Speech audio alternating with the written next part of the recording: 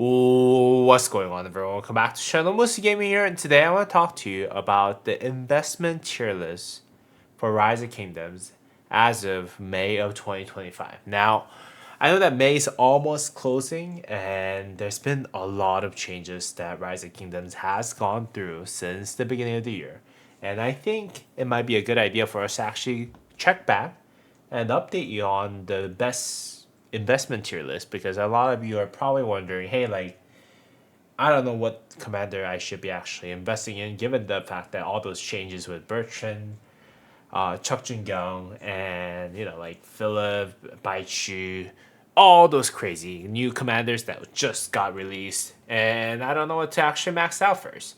And here I have actually listed out all the commanders that I think are actually worth getting into this tier list. And I don't think I'm missing really that many commanders. And by the way, this is just for open field, so if you're ever wondering if this is for rally and garrison, no.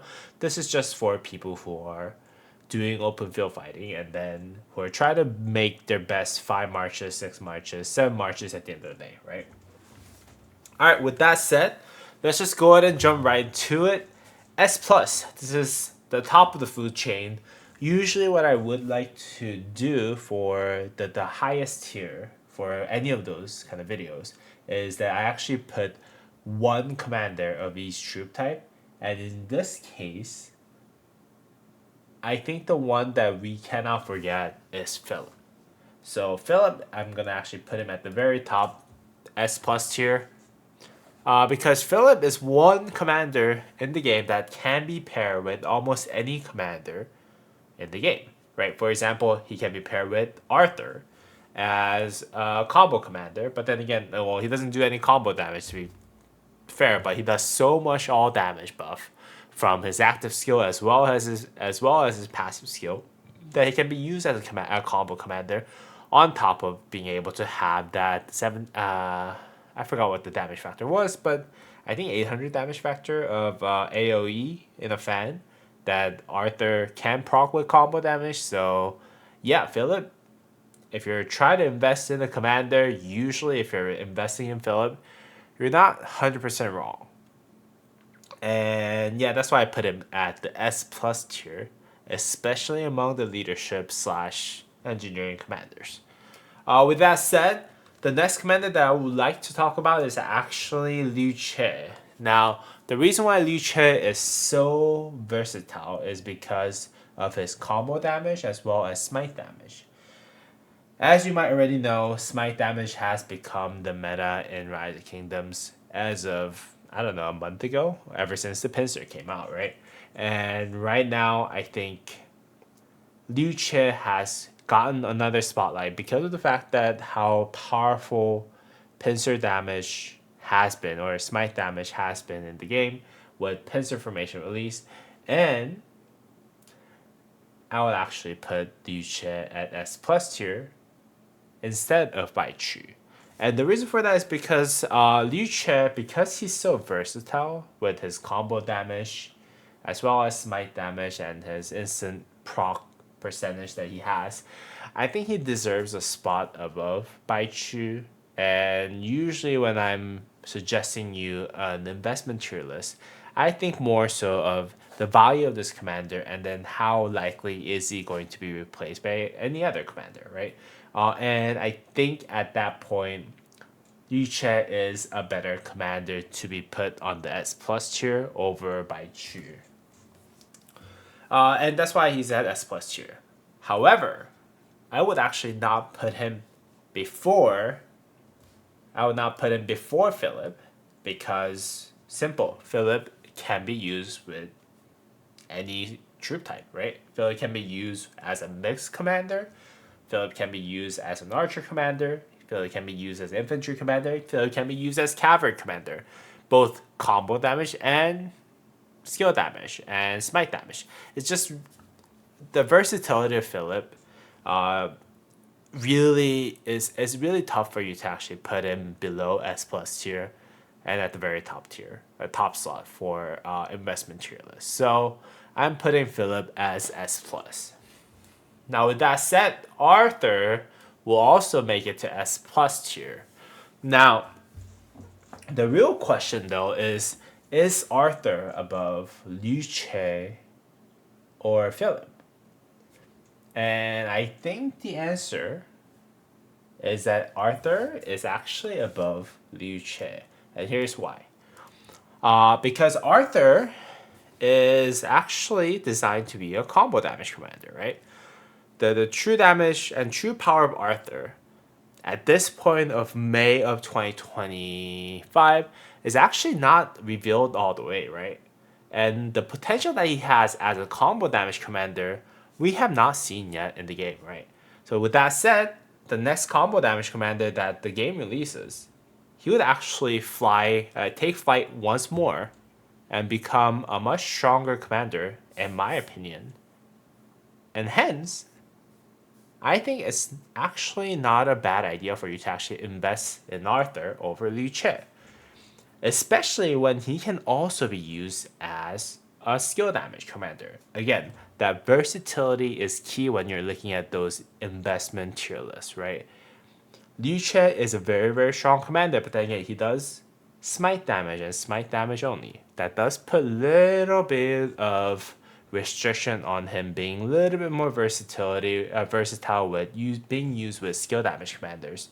Let's say the next infantry commander is a skill damage commander, right? Then Liu Che will still be used with Bai Chu, but then again, once they release new and upcoming like smite commander, Liu Che could potentially be pushed out of the way. But then again, no matter what kind of commander that that Lilith released with cavalry, whether that is skill damage commander or combo damage commander, Arthur will always have a place. So that's why in the investment tier list, this is not a power tier list. In the investment tier list's purpose, I think Arthur actually takes a spot a little bit ahead of Liu Che. It's basically what I think it is. Now, among the archers, though, now this is a very tough decision, right? But I don't think there is a commander that I can actually put among the archers at S plus tier, and here's why, right?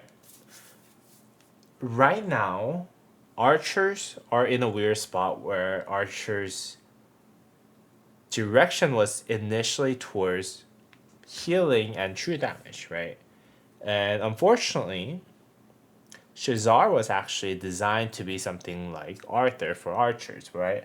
Whereas she could do both, she can be used as both skill damage commander and healing slash true damage commander, right? But then again, as far as what we've heard from people who went to the Dubai meetup and stuff, Lilith might have given up on the true damage and healing factor and all that different mechanics that archers they were thinking about archers before. So with that said, I don't think there is one commander that I can confidently recommend that you can just drop 700 gold heads on Archer right now and not regret for the next 2 to 3 years. So unfortunately, I don't think I can actually put a single commander from Archer list into S plus tier. But yeah, with that said, let's just go ahead and move on to S tier, right?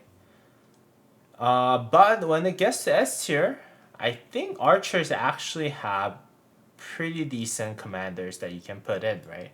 Zhuge Liang is a great example of a very strong S tier commander that you can invest in terms of investment tier list, right?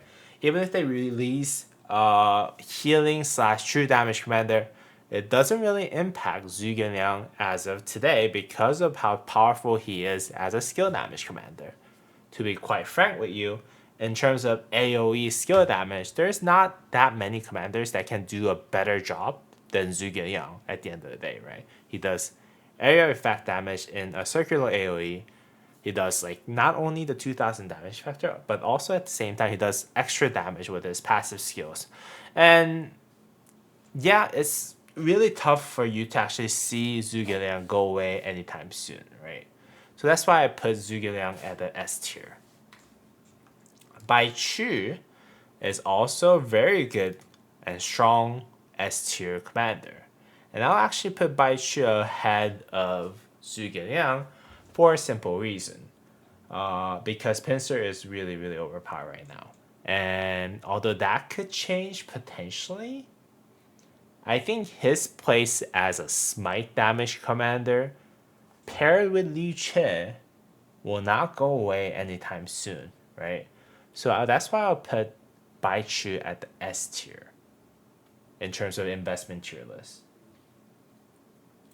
Let's see. In terms of cavalry, is there any other commander that we can potentially put at S tier? I would actually put Huo as the last of the S tier commander. Because simple, right?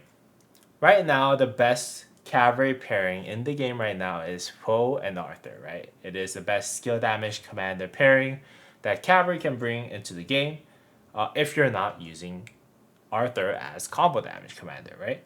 But then again, at the end of the day, even if the new commander pairing actually brings Arthur away from Huo, Huo still has a very good pairing, which is Jonabar Prime.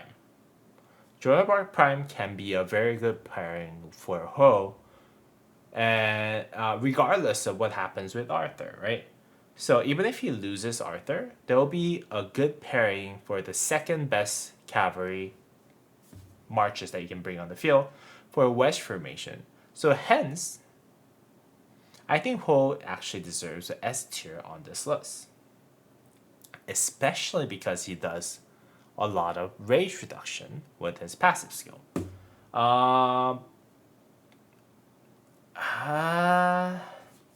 Would I put Jonabar Prime before Huo? I unfortunately don't think so because at the end of the day, Jonabar Prime can potentially be replaced with another AoE skill damage commander, right? If they release a better version of skill damage commander AoE, then Jonabar Prime can be easily replaced. Whereas if they do that for single target, let's say they release Huo 2.0, right? You can just use Huo Arthur and that 2.0, no, the 2.0, Huo 2.0 with Arthur and then Huo with Jun. So Huo is still actually pretty good commander that you can actually invest in my opinion, for cavalry. With that said, let's take a look at infantry. I think William Wallace is in a really weird spot. Yeah, I think that's pretty much it for S, where I would actually put all the S tier commanders in. Now let's go ahead and move on to A tier. I think this A tier list is going to be pretty thick. Now I think from infantry, let's just go ahead and start from infantry. I think from infantry's perspective, like William Wallace is a good commander that you can invest in because of the fact that there's not that many commanders that can do smite damage really well, right? CJ is a good commander pairing that you can use if you want to run two different smite damage commander. You can also use Liu Che with Philip and then run William Wallace with Baichu, which is also good. So I think so far having William Wallace in A tier does make sense. If Lilith actually adds another smite damage commander, you can just run Baichu, Liu Che, and then William Wallace with that other commander. So I feel pretty confident that William Wallace can be on the top area for A tier. With that said, though, what can I do for cavalry? I think Jonabar Prime is probably the one good commander that we can put in the A tier. Just because of how much damage that she can do with AoE and then with her skill, normal, the 100% chance for you to actually use Jonabar Prime's 2000 damage vector cone AoE twice is actually pretty strong, right? So I think putting Jonabar Prime in A tier does make a little bit of sense. Now with that said, what would I do with rest of the archers? Is there any candidates for archer? Herman Prime? Yeah, I'll put Harmon Prime in A tier. The reason why I would want to put Harmon Prime in A tier is actually because of Philip. Let me just clear out what I mean. If they didn't have an option of making two different skill damage dealing archer marches, so let's say next archer release cycle there is a new skill damage commander that basically beats Herman Prime, right? When that does come around, you can actually easily put Zhuge Liang with Philip and then pair the new archer commander that does skill damage with Herman Prime. With that said, I don't think Herman Prime deserves a lower spot than an A. And Zhuge Liang and Herman Prime does do a massive debuff of the enemies taking more skill damage, which makes more sense that we actually put him in A more than B, right? And that's where I'll put them. Uh, in terms of any other CAV commanders, I wouldn't actually worry too much about investing in any of those. Especially if this is an investment tier list, not necessarily for, not necessarily a power level tier list. Okay, I think this is pretty good. Infantry though, I think infantry Ragnar Prime probably makes it to the A tier. Most likely ahead of Herman Prime, just because of he does make the wedge of infantry work a lot better. So I think having Ragnar Prime in A tier for investment tier list does make a little bit more sense. Would I put anyone else in the A tier?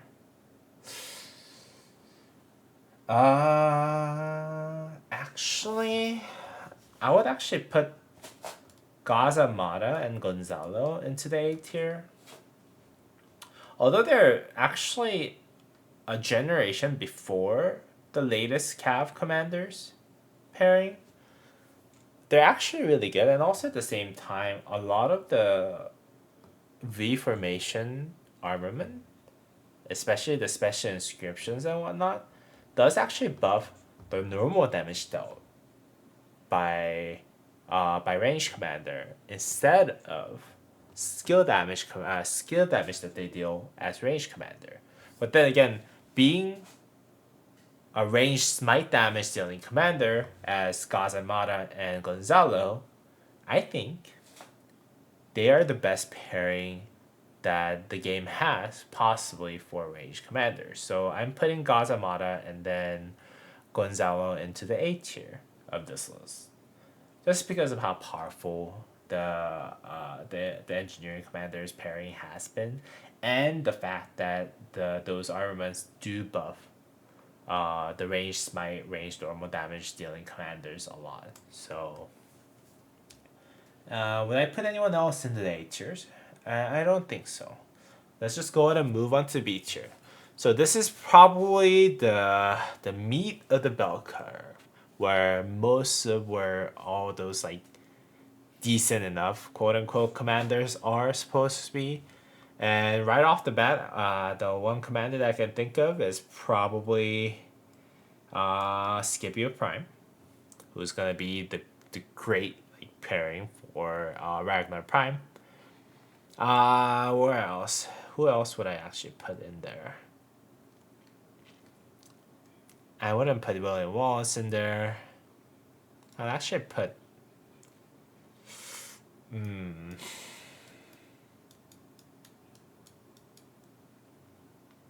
I'll actually put.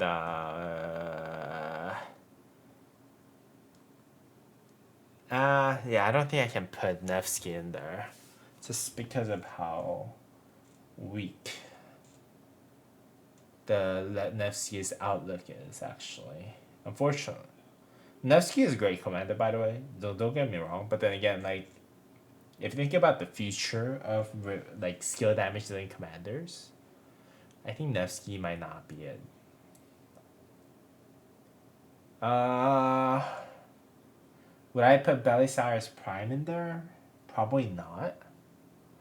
Because I think in terms of versatility, as a skill damage dealing commander, Nevsky is actually a better commander than Belisarius Prime in my opinion. Like I think the power level wise, Belisarius Prime is a better commander, but then again I think Nevsky is generally more powerful as just like a standalone commander. For archers though, let's see. I think Shazar deserves a better spot than Scipio Prime. Just because of how I think Shazar could potentially be really good. If they actually release and revisit the skill damage, the true damage mechanics. Even if they don't, I think Shazar has uses like if you pair him with Asher Venipal, she can still do the work. So I wouldn't say she's a terrible commander for you to actually invest in at this point. I think Margaret is a great commander to be in a B tier, and the latest ranged commanders, both of them are actually in a very very good spot for B tier. Now, would I put anyone else in there?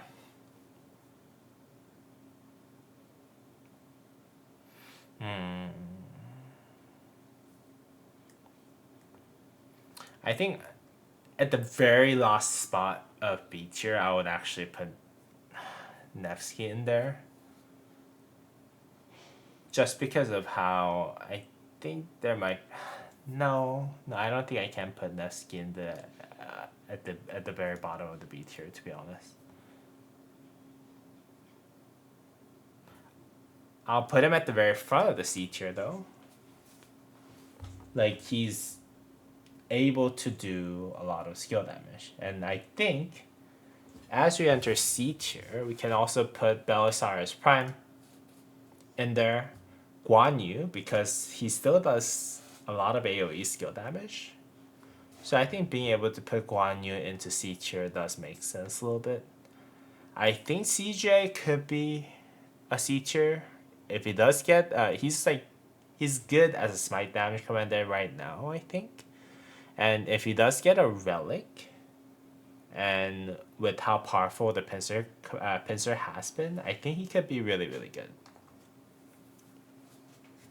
With that said, I will say Asher Vanapal as a field commander actually belongs right here. And then I'll actually just remove Henry from the list because that's supposed to be a rally commander. Not really, shouldn't be there. Would I put William there? No.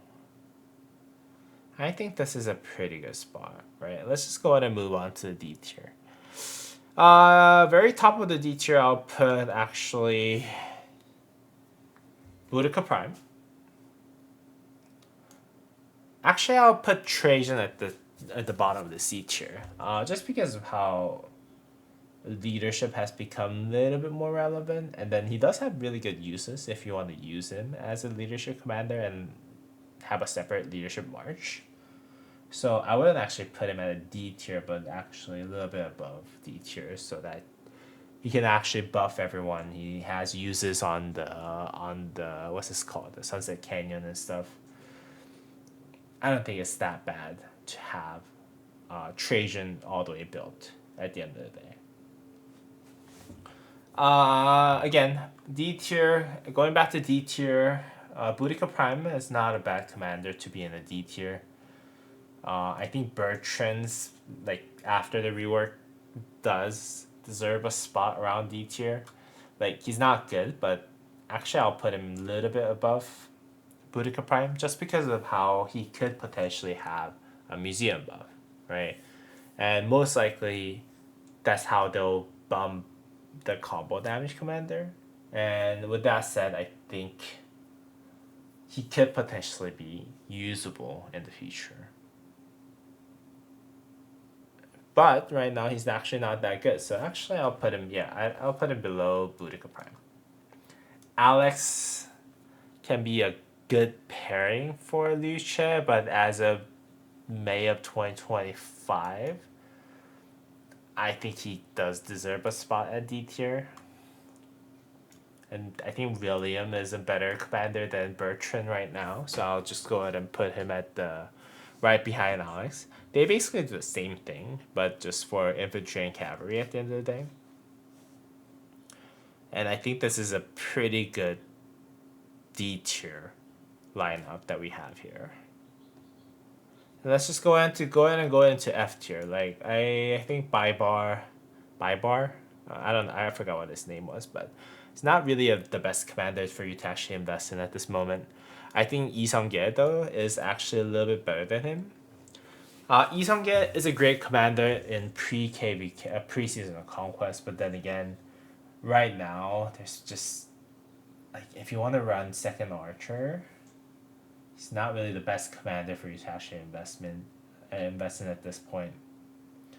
Same with Nebu, but actually I'll put Nebu behind Lee Sung-ge just because of how Lee Sung-ge is a little bit more versatile than Nebu, in my opinion, for you to actually use on the field. But yeah, that's just basically what I'll put them. Is there any other field commander that I missed out that are used in today's field, actually? Sargon. I think Sargon could be a good F tier commander. But none of them are actually used nowadays. So yeah, that's basically it for my investment tier list for Rise of Kingdoms as of May of 2025. I hope you guys actually enjoyed it. All the other commanders are either pre-season of Conquest only, or it's just not relevant anymore. Like, they're not even worth mentioning in the investment tier list at this point. So I hope this was helpful for you. If you did find this video helpful, please go ahead and subscribe to the channel. And feel free to join the Discord and then argue with me about what might be the best commander for you to actually invest in Rise of Kingdom as of May of 2025. I would love to hear your opinion on how you think about this list. And if you disagree with me, that's all great. Like, we're here to talk about stuff and also at the same time, like, learn from each other at the end of the day, right? And if you want to go ahead and comment me directly on this video, feel free to drop a comment. Please go ahead and drop a thumbs up though, because that will help me get this video out to many people who are interested in this kind of content. So, and yeah, that's basically it for today. I hope you guys had a wonderful time watching this video, and as always, I'll see you all on the next video. Peace.